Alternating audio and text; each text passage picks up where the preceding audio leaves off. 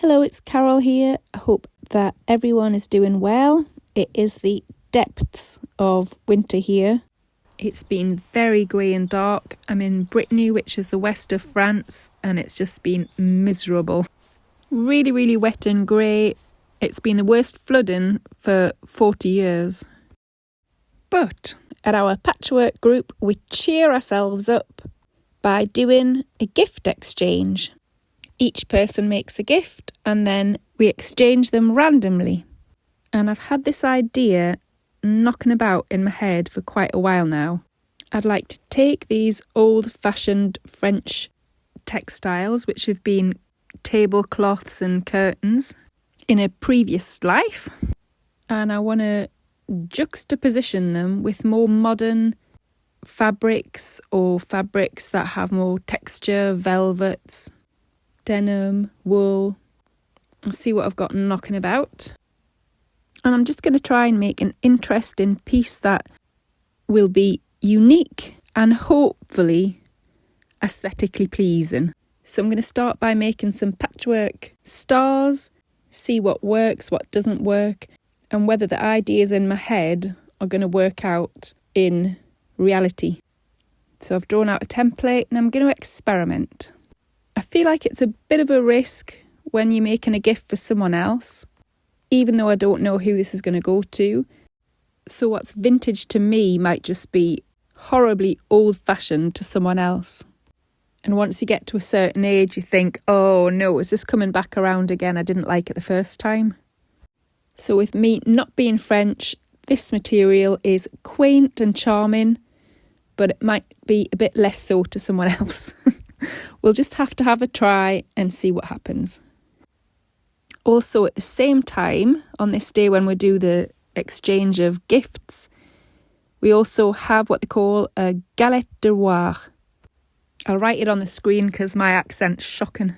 I've been here for so many years and there's still a lot of sounds that my mouth just cannot make. It's impossible. But anyway, the galette de roi, it's a bit of a celebration in the month of January where you eat these cakes. It's got like some sort of almond filling, very, very fattening, but really tasty and nice. And hidden in this cake is like a foreign object, which I really don't like the idea of, but it seems to be totally acceptable here. And I do remember having something to do with coins in scones when I was little.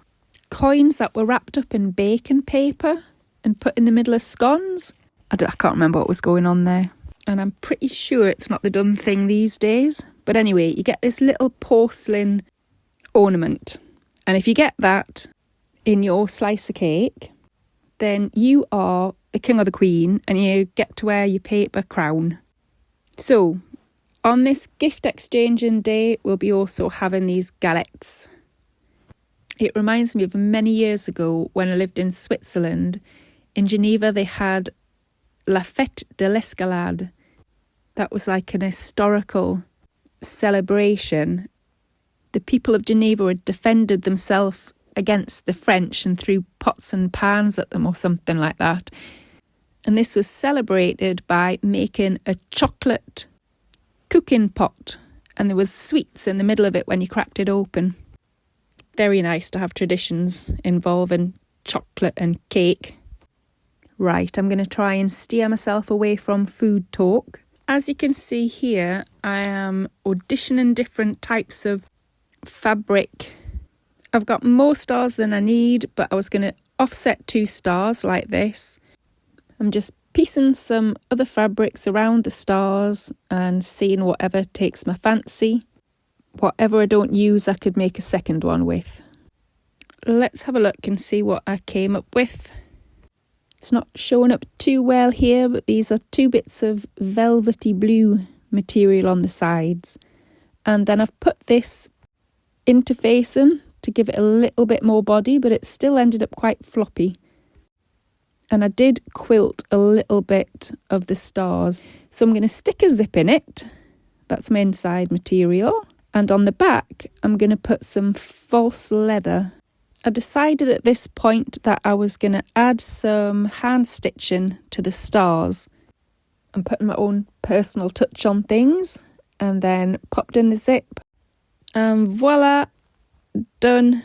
A thoroughly enjoyable make. And let's have a look at what other people made, because it was today.